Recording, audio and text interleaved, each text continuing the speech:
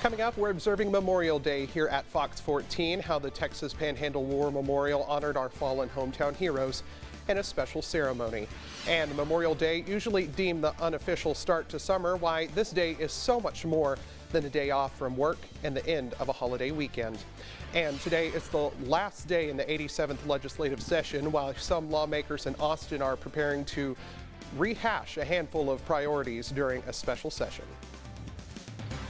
From KCIT TV, this is Fox 14 News at 9.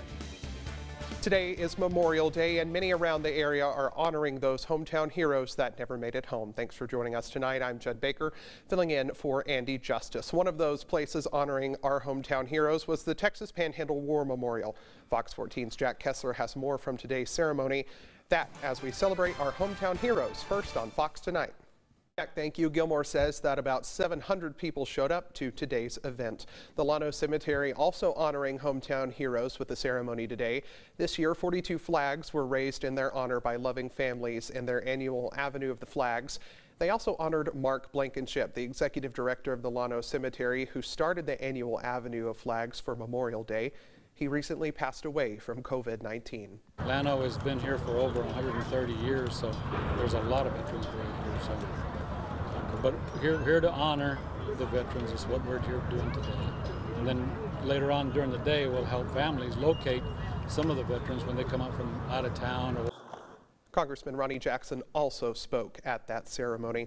Well, many across the country spend this day paying respects to our fallen troops, but when did the national moment of remembrance begin? Jerry Hayes gives us a look into how Memorial Day came to be.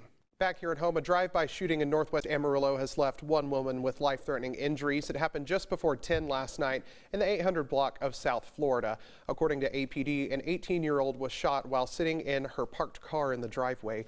She was taken to the hospital. Police say they found several shell casings in the street. They also found a house with bullet holes in the front.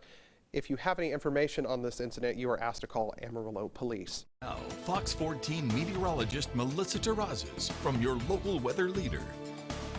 Or at myhighplains.com. Judd?